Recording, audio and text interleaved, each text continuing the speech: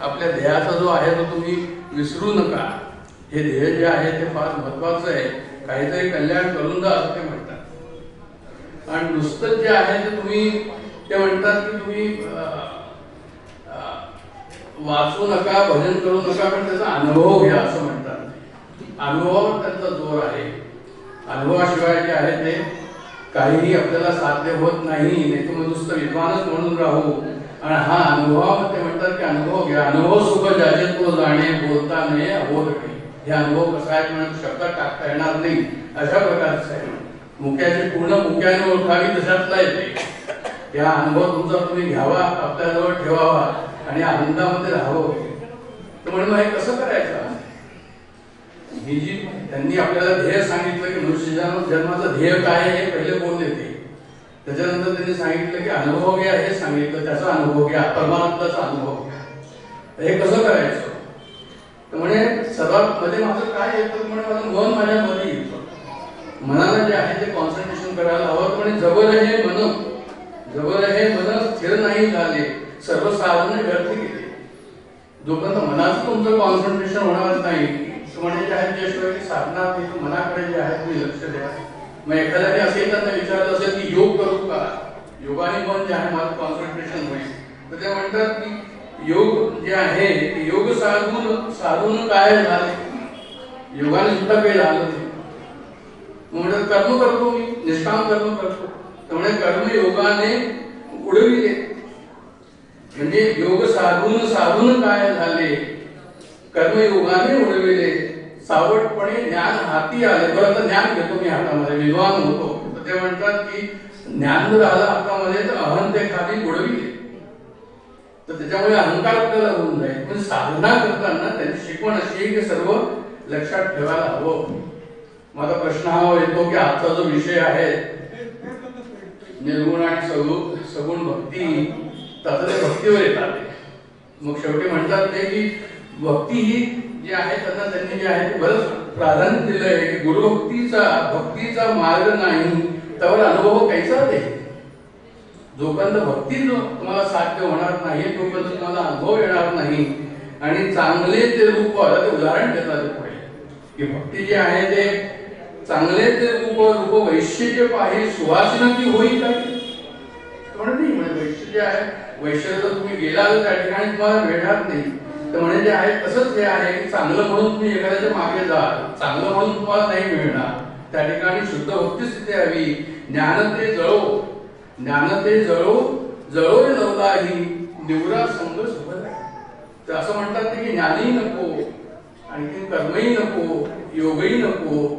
मनाला तुम्ही कंट्रोल करा. कंट्रोल जे आहे ते मनाला जर कंट्रोल होत नसेल तर काय करा, म्हणे भक्ती करा.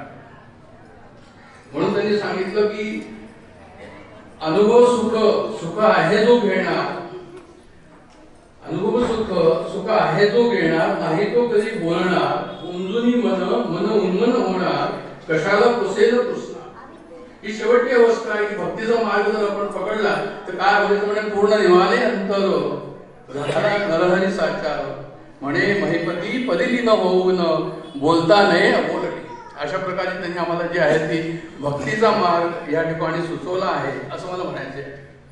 की त्यांनी शेवटी काय करायचं तर म्हणजे ती भक्ती करायची असं त्यांनी सांगितलं.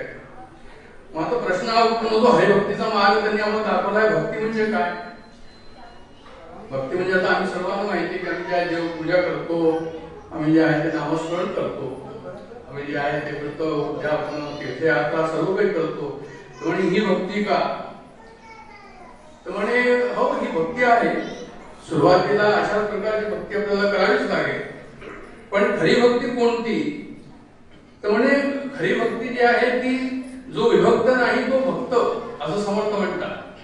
की जोपर्यंत पाहावे आपणास आपण ह्या नावात ज्ञान ह्याचा जोपर्यंत आपण त्याचा अनुभव घेत नाही तोपर्यंत आपल्याला जे आहे ती खरी भक्ती म्हणून जी आहे ती समजण्यात येणार नाही. तर खरी भक्ती ही मुख्य आहे.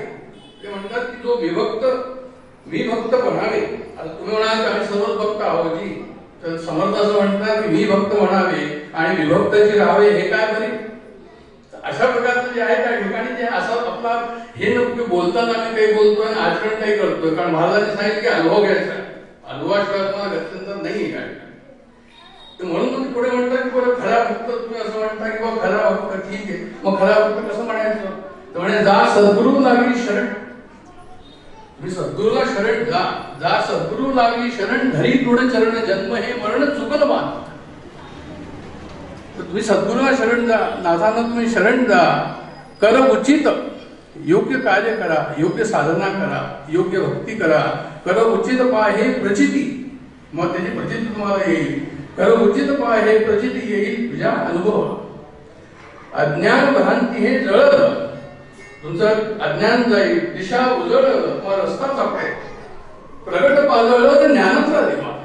तुम्हाला जे आहे त्या ठिकाणी ज्ञान प्रत्यक्ष तुमच्या समोर स्वयंभू समोर येईल. त्या ठिकाणी प्रगट पाजळलं ज्ञानाचा दिवा, त्या वाट मग नीट धीटपणे जीव भेटेल जाऊ शिवा. म्हणजे तुम्ही जीव जो आहे, जीव ब्रह्म नापरा, हे जे आपलं अद्वैत तत्वज्ञानाचा जे सिद्धांत आहे, जीव ब्रह्म नापरा, ते त्या ठिकाणी होईल की जीव भेटेल जाऊ शिवा. उभयता एकची होतील, मिळून जातील मिळणी जेव्हा. अवघी सृष्टी अवघी सृष्टी जी आहे ती काय होईल? ती जी आहे ती सच्चिदानंद होईल. अवघी सृष्टी भाषा येईल तेव्हा काय येईल? पण सच्चिदानंद सेवा साकारा हेच बोलती, सर्व हे सांगतात, हे सांगतात, तेच तुम्हाला सांगितलं. साकार हेच बोलती, अर्थ बोलती, मौन राहती ना कळे म्हणून.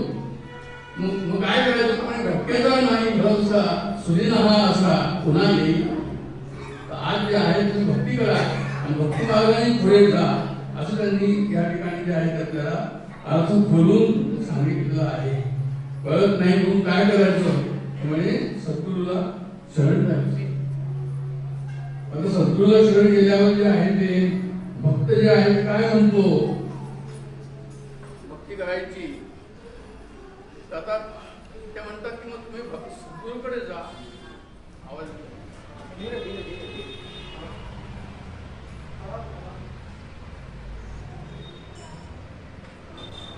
ते म्हणतात की तुम्ही सद्गुरूकडे जा आणि त्यांना शरण जा आणि त्यांना आपल्या शंका विचार. सगुण निर्गुण भक्त करीती वर्णन स्वरूपाची, सद्गुरू साहेब धनी संशय फेडी उभयतांची. काय आता भक्ती करायची झाली, तुम्ही सगुणाची भक्ती करू, निर्गुणाची भक्ती करू. ते निर्गुण जे आहे तत्वाचे ते उपासक आहेत ते फार मोठे आहे. व ह्याने सांगितलं की ही भक्तीशिवाय काही होणार नाही, तुम्ही भक्ती करा म्हणून. मग तो गांगरून गेला. मग तो साधक म्हणतो की मी काय करू? तर म्हणून तुझे आहे ते एक म्हणतो की नाही निर्गुणाची भक्ती जास्त श्रेष्ठ आहे, दुसरा म्हणतो की सगुणाची भक्ती जास्त श्रेष्ठ आहे. आता मी काय करू? तर महिंद्रनाथ महाराज या ठिकाणी म्हणतात की सद्गुरू साहेब, सद्गुरू ब्रह्म, त्यांनी ब्रह्माचा अनुभव घेतलेला आहे. श्रोत्रिय ब्रह्मनिष्ठ दयाळू याला म्हणतात सद्गुरू. ब्रह्मानंद डुलतू शिष्य प्रबोधनी समर्थ. ब्रह्मानंद घेतलेला आहे पण शिष्याचं प्रबोधन सुद्धा त्याला करता येतात. शिष्याचा साऱ्या आशंका त्याला जे आहे ते दूर करता येतात. त्यांना म्हणतात सद्गुरू. असे सद्गुरू जे आहे साहेब म्हटले. तो काळ होता इंग्रजांचा काळ होता ना, म्हणून सद्गुरू साहेब. आणि ते कसे धनी आहे. सद्गुरूला त्यांनी धनी म्हटलेलं आहे. का धनी म्हटलेलं आहे? त्यामुळे सर्वात मोठी संपदा जर मानवाकडे असेल तर कोणतीच हीच की म्हणजे त्याला त्यांनी हे ओळखावं की बाबा मी कोण, याचं ज्ञान त्याला झालं, तो सर्वात मोठा श्रीमंत. म्हणून ते सद्गुरूला जे आहे सद्गुरू साहेब धनी अशा प्रकारचं संबोधन त्या ठिकाणी सद्गुरूला आपल्या करतात. आणि संशय आशंकाचं निवारण करतात. सर्व जितके शिष्यांचा ज्या ज्या आशंका आहे त्याचं निवारण करतात. भेडी उभयतांचे, दोघांचं जे आहे ते काय करतात? म्हणजे शंका जे आहे ते दूर करतात. तर काय म्हणतात ते सगुणाबद्दल? तर म्हणजे सगुण मूर्तीचे सगुण ध्यान सगुण नाम घ्यावे. सुरुवातीला काय करायचं? तुम्ही सुरुवातीला तुम्ही घ्या, सगुण भक्ती करा. राम कृष्ण जे कोणी आहे समोर ठेवा, त्यांना सगुणाची भक्ती जी आहे तुम्ही सुरू करा. सगुण मूर्तीचे सगुण ध्यान आणि सगुण नामस्मरण करा. त्या सगुण मूर्तीचं ध्यान करा आणि सगुणाचे पूजन करून पूजन करा त्याचं. आणि रूप सगुण दृष्टी पाहा. त्याचं रूपच जे आहे सगुण रूप त्याचं जे आहे ते आपल्या दृष्टीमध्ये ठेवायचं आणि त्याचं जे आहे ते काय करायचं? तर म्हणजे त्याचं ध्यान करायचं. सगुणाची उपासना शिष्या करता त्यांनी सुरुवातीला सांगितलेली की कशा प्रकारे पुढे जायचं. आणि पुढे ते म्हणतात की सगुण रामकृष्ण विष्णू आदी, रामकृष्ण विष्णू आदी स्वरूप सगुण अनुभवावे. त्यांनी सरळ उपासना सांगितली की राम आहे, कृष्ण आहे, विष्णू आहे, शंकर आहे, कोणी पण असेल, पण त्याची तुम्ही उपासना करा. पण ती उपासना कशी करा? स्वरूप सगुण अनुभवावे. असं नाही की मूर्तीमध्ये फक्त आहे, सर्व मूर्तीमध्ये लागलेला. गौरी भक्ती नको आहे त्यांना, त्यांना शुद्ध भक्ती हवी आहे. स्वरूप त्या मूर्तीच्या पाठीमागे स्वरूप आहे, सच्चिदानंद परमात्मा त्या मूर्तीमध्ये आहे, अशा प्रकारचा भाव करून जे आहे तुम्ही काय करायचं म्हणजे स्वरूप सगुण अनुभव, त्याचा अनुभव घ्या. त्या चैतन्य तत्वाचा अनुभव घ्या. कशामध्ये म्हणजे त्या मूर्तीमध्ये. पुढे म्हणतात ते की सगुण माया त्रिगुण व्याली. आता प्रश्न हा उत्पन्न येतो की आपल्याला काय होतं की जे दिसतं ते सर्व सगुण, जे नाही दिसत ते सर्व निर्गुण. तर पुढे ते त्याला बोलतात, त्याला ते काय म्हणतात पुढे सगुण माया त्रिगुण व्याली. सृष्टीची निर्मिती जी आहे आपल्या सर्वांना माहिती जी आहे की परब्रह्मापासून प्रथम स्फुरण जे झालं, प्रथम स्फुरण एकोहम भोस्या ज्या ठिकाणी झालं आणि 3 गुण जिथे उत्पन्न झाले आणि माया त्या ठिकाणी उत्पन्न झाली, तर त्या मायाला ते म्हणतात की सगुण माया त्रिगुण व्याली अंतरी शोधावे. याचा विचार करा की तुम्ही ज्याला सगुण म्हणताय ते सगुण कुठंच नाही. म्हणजे नुसतं दिसणारं जे आहे ते सगुण आहे का?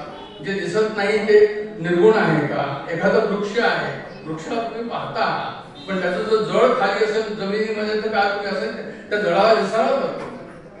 जेव्हा दृश्य तुम्ही जेव्हा ते वृक्ष पाहाल त्याचं निर्गुण स्वरूप जे आहे ते खाली जमिनीमध्ये मुळासारखं आहे. ऊर्ध्व मूळ अशा मजबूत प्रावल्य. म्हणजे असं की जे कुठून ही सृष्टी निर्माण झाली ती माया कुठून सुरू झाली ह्याच्यापासून त्यांनी सगुणाला घेतलं. सगुणाची व्याख्या या ठिकाणी केली की सगुण म्हणजे काय हे ती लक्षात ठेवा. असं का सांगितलं त्यांनी? कारण सगुण निर्गुण भक्त करेती वर्णन स्वरूपाचे, स्वरूपाचं वर्णन करतात ते, पण ते खऱ्या स्वरूपाला त्यांनी ओळखलं पाहिजे ना. म्हणून त्यांनी सुरुवात त्यांनी फोडून सांगितलं, सर्व त्या प्रकारे सांगितलं. सर्व संतांनी खरं म्हणजे काय महाराष्ट्रामध्ये अद्वैत तत्वज्ञान हे सर्व मुख्य संतांनी सांगितलेलं आहे आणि मैत्रेय राजांनी सुद्धा तोच मार्ग अनुसरला आहे. जे ज्ञानेश्वर महाराजांनी सांगितलं तेच त्यांनी सांगितलं, वेगळं असं काही सांगितलेलं नाहीये. आणि अद्वैत तत्वज्ञान जो आहे ते सर्व संतांनी सांगितलं आणि ते अद्वैत तत्वज्ञान हेच आहे. ते म्हणतात त्रिगुण सगुण माया त्रिगुण व्याली अंतरी शोधावे. ही पंचभूतात्मक सृष्टी सगुणची असे. पृथ्वी आप तेज वायू आकाश हे जे पंचमहाभूत आहे हे सुद्धा जरी आपल्याला दिसले नाही तरी कसं एक म्हणजे त्याच्या पूर्वी जसं मी सांगितलं की झाड आणि मूळ, तर त्याप्रमाणे मुळामध्ये काय म्हणजे पंचमहाभूत जे आहे ते अदृश्य रूपामध्ये आहे, पण तन्मात्रा आहे आणि पंच तन्मात्रा जे आहे त्या कशा आहेत म्हणजे त्या जे आहेत ते सुद्धा सगुणच आहे. पंचमहाभूतात्मक सृष्टी सगुणीची अशी. आता आपल्या सर्वांना माहिती आहे की ओंकार जे आहे ते ओंकारापासून सृष्टी निर्माण. तर ती ह्या ठिकाणी म्हणतात की चहुवेदांचे ओंकार सगुण सगुण असे. चहुवेदांचे ओंकार सगुण मूळ असे. सृष्टीची मूळ कुठे आहे म्हणजे ओंकार स्वरूपामध्ये आहे. ओंकार स्वरूपामध्ये आहे की सृष्टीचं जे मूळ आहे ते कसं आहे म्हणजे ते सुद्धा सगुण आहे. म्हणून ओंकार सुद्धा ते म्हणतात की ते सगुण असे. अभिमानी चारही सगुण संशय नसे. आता ही थोडी तत्वज्ञानाची व्याख्या आहे. साक्षिणी माता तेही सगुण सगुण रूप साधते. काय होतं की आपले जे 3 आपल्याला देह माहिती आहे, जागृती स्वप्न सुषुप्ती आणि त्याच्यानंतर कारण देह महाकारण. त्याची ज्ञानाची जी अवस्था आहे ज्याला आपण पूजा अवस्था म्हणतो ही सुद्धा जी आहे ज्याला आपण साक्षिणी म्हणतो, ज्याला आपण स्थितप्रज्ञ म्हणतो, हा भाव सुद्धा कसा आहे जे जरी ते ज्ञान असेल त्या ठिकाणी ते म्हणतात की शुद्ध ज्ञान जे नाहीये ते साक्षिणी माता तेही सगुण सगुण रूप साधते. ते सुद्धा सगुणच आहे. कारण मी ब्रह्म अहम ब्रह्मास्मी, मी ब्रह्म म्हणजे मी आहे म्हणजे ते मी आहे तिथे मग ते निर्गुण कसं होईल ते मी आला की.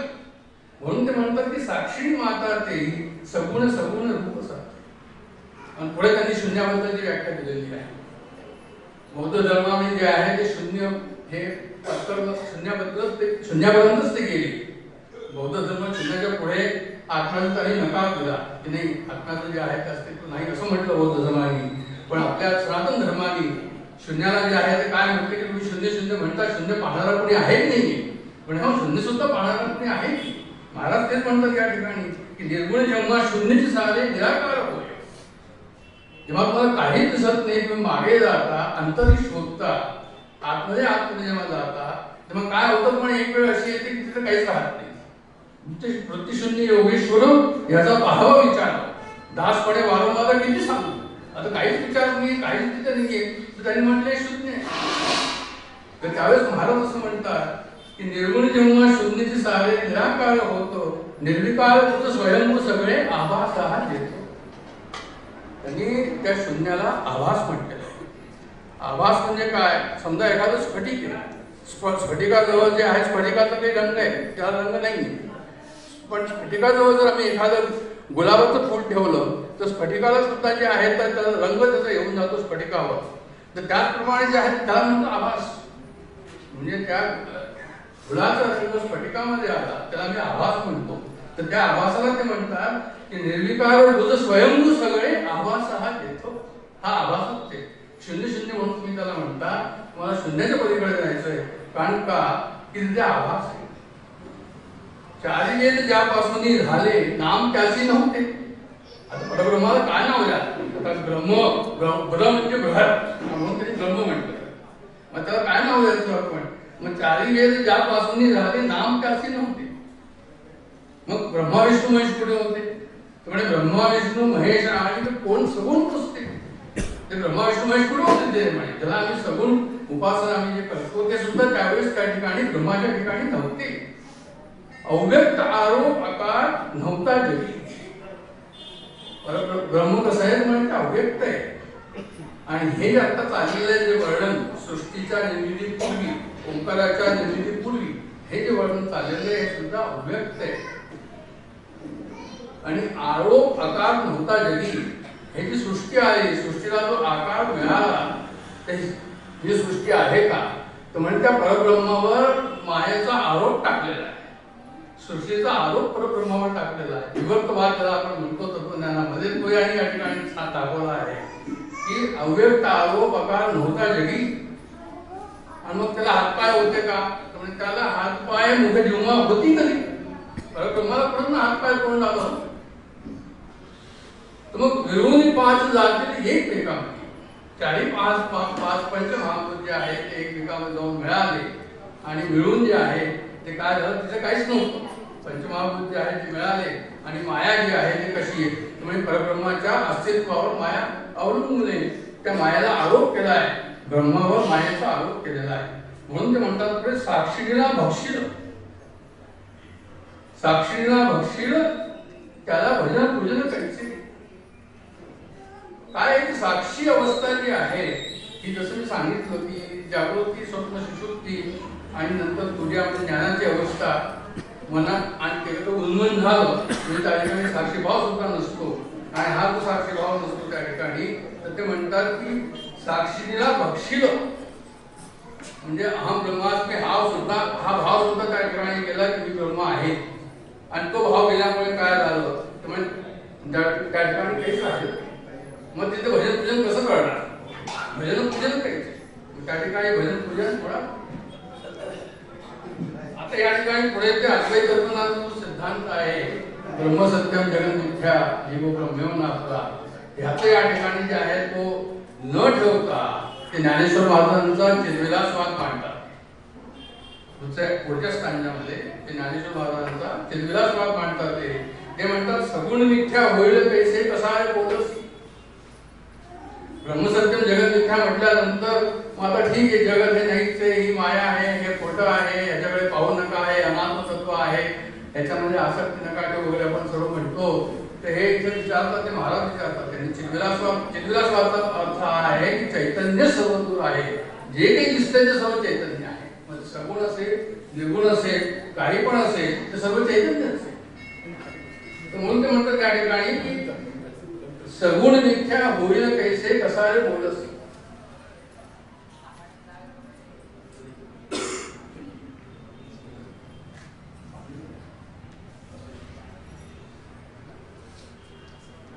सगुण मिथ्या होईल कैसे कसा रे बोलसी.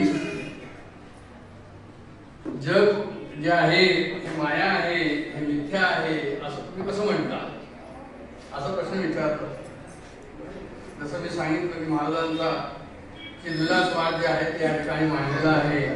ते म्हणतात की हे सगळं मिथ्या कसं, आम्ही ते बसतोय ना, महाराजांची सेवा करतोय, महाराजांची सोहळा या ठिकाणी चाललेला आहे, महाराजांच्या नावावर जय जयकार होतो आहे, मागच्या 8 दिवसापासून सर्व लोक आनंदामध्ये आहे. हा आनंदाचा उत्कर्ष आहे या ठिकाणी आणि आम्ही त्याच्या ह्याच्यावर आलो आहे, आनंदाच्या उत्कर्षावर आलेलो आहे आणि तुम्ही त्याला मिथ्या म्हणता. सगुण मिथ्या होईल कैसे कसा बोलसी, कसं म्हणशील म्हणे तू त्याला, मिथ्या कसं म्हणशील त्याला.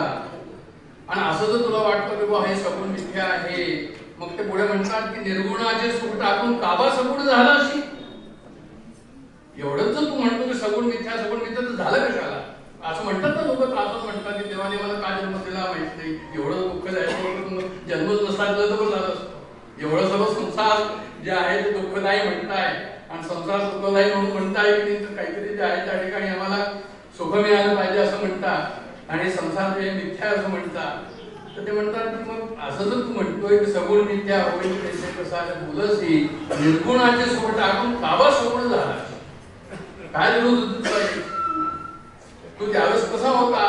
म्हणजे जसं आपण वरती म्हणतो की हात पाय मुख जिव्हा होती कधी, हात पाय मुख जिव्हा होती कधी, त्या परब्रह्माला पुढे हात पाय मुख होते, काहीच नव्हतं त्या ठिकाणी. म्हणजे तू कसा होता, परब्रह्म परमात्मा कसा होता, म्हणजे आकर्ता होता, अभुक्त होता,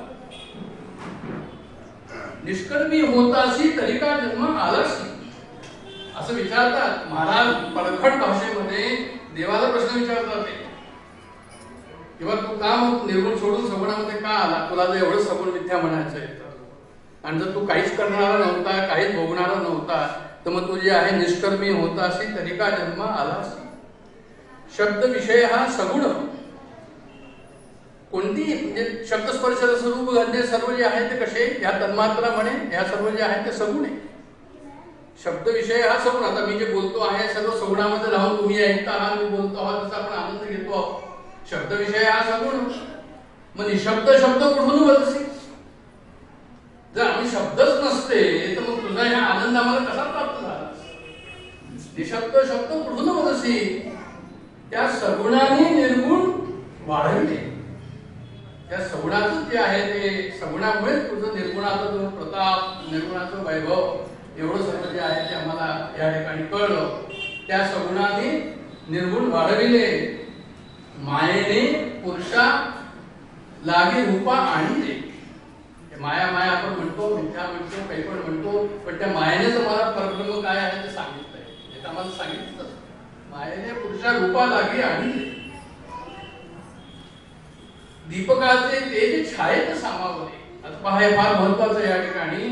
चिद्विलासवादामध्ये जे आहे ते सर्वदूर चैतन्य आहे, तर ते म्हणतात दीपक म्हणजे परब्रह्म, त्याचं तेज, दीपकाचे तेज छायेत सामावले, म्हणजे सर्व त्याचंच आभा आहे, त्याच्या आभाशिवाय आणखी वेगळं काही नाही या ठिकाणी, असं महाराजांना या ठिकाणी म्हणायचंय. म्हणून ते म्हणतात की बाबा दीपकाचे तेज छायेत सामावले. आता पुढे ते म्हणतात की सगुण निर्गुण तुम्ही म्हणता, लोक म्हणतात की आम्हाला काही अनुभव नाहीये, इतके वर्ष झाले उपासना करता करता महाराज आम्हाला काही अनुभव आलाच नाही. मग त्याचं उत्तर इथे दिलेलं आहे महाराजांनी. महबूबनाथ महाराज या ठिकाणी म्हणतात की निर्गुण कळेल कळवते सगुण कळते. अरे निर्गुण तुला कळेल तेव्हा कळेल, जाऊ दे, सगुण तर समोर आहे, त्याची उपासना कर. सगुण भक्तीचं या ठिकाणी जे आहे त्यांनी श्रेष्ठत्व सांगितलेलं आहे. चिद्विलासवाद सांगून सगुण भक्तीचं श्रेष्ठत्व या ठिकाणी सांगितलेलं आहे. किंवा सगुण जे आहे ते तुझ्या समोर आहे, त्वरितेची लागलीच आहे, समोर आहे, वेगळं नाहीये. म्हणून जरी तू असं म्हणत असेल किंवा निर्गुण केव्हा कळेल कळवते सगुण त्वरितेची. आता पुढचं स्थान जे आहे, निर्गुणीचे सुख सगुणी येईल न घडे कल्पना.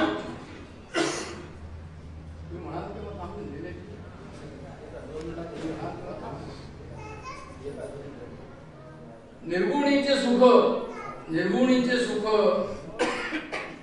सगुणी येईल न घडे कल्पना. महाराजांचा जो योगाचा अनुभव आहे या ठिकाणी त्यांनी वर्णन केलेला आहे. कारण त्यांनी शेवटी म्हटलंय, शेवटच्या याच्यामध्ये त्यांनी असं म्हटलंय की म्हणे,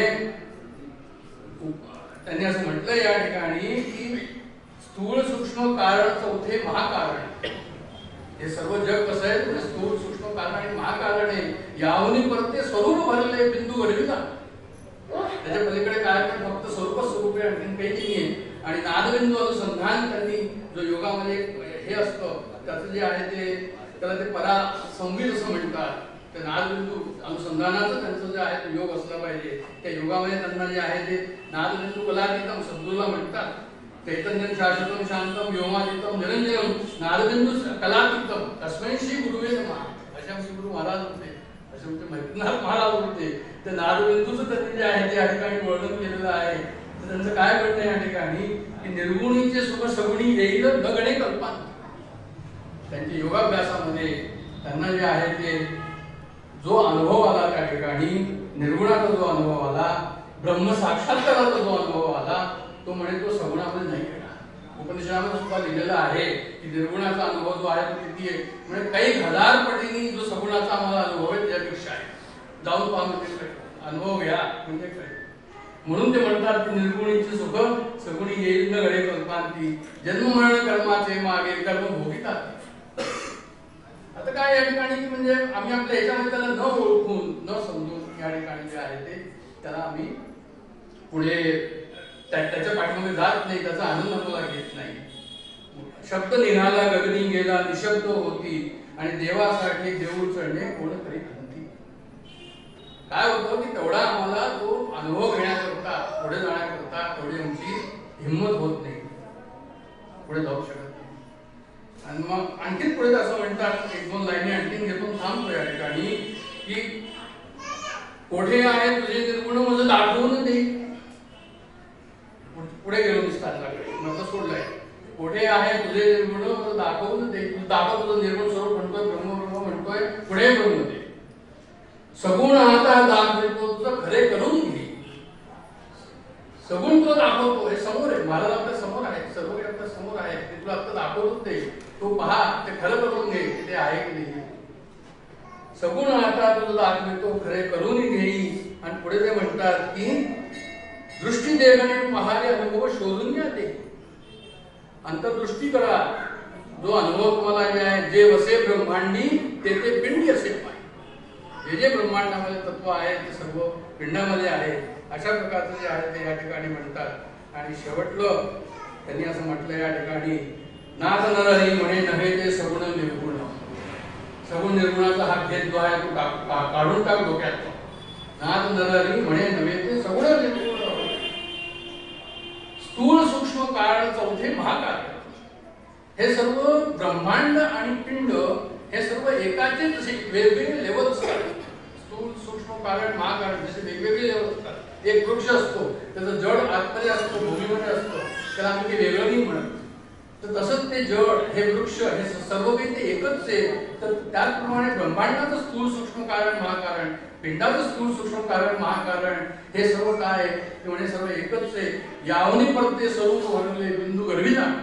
आता तुम्ही सांगितलं त्याच्याबद्दल की तो योगाचा अभ्यास त्याप्रमाणे केला तर तुम्हाला जे आहे ते काय होईल त्या स्वरूपाचा अनुभव येईल. आणि तुझा स्वरूपाचा अनुभव केव्हा येईल म्हणजे बाह्य दृष्टीने नाशवंत अंतर्दृष्टीने पाहणे. बाह्य दृष्टीने नाही, त्याच्याकडे तुम्हाला आतमध्ये जावंच लागेल. आणि असं जर तुम्ही केलं नाही उपासना जप ध्यान मानस पूजा.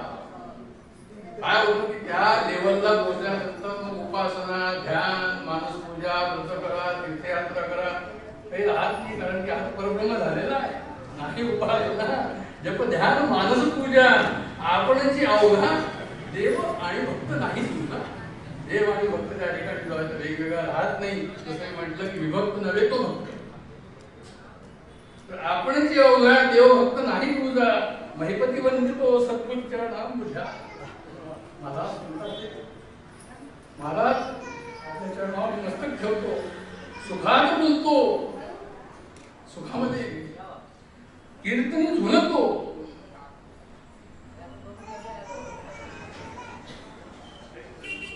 कल्पना द्वैतम अद्वैतात अपि सुंदरम असे शंकराचार्यांचं वाक्य आहे. त्याच्यामध्ये असं म्हणतात की एकदा अनुभव आला की द्वैत हे जितकं द्वैतिष्ठ आहे हे सर्व कल्पनेमध्ये जातं, मिथ्यामध्ये जातं. आणि अद्वैतात अपि सुंदरम तो अद्वैताचा अनुभव घेत ज्या द्वैतामध्ये राहतो इतका सुंदर अनुभव असतो तो. हे म्हणतात की इथे की सुखात बोलतो कीर्तनी झुलतो. कीर्तनी झुलतो झुलण्याशिवाय तो काय करतो.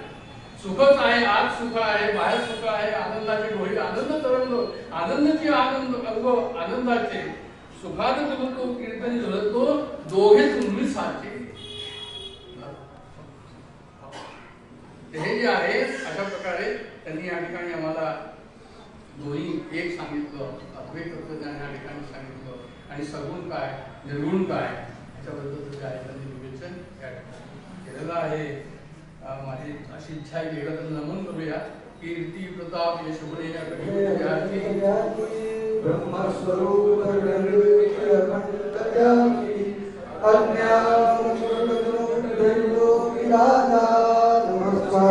श्री महिपतिनाथ सद्गुरु महिपतिनाथ महाराज.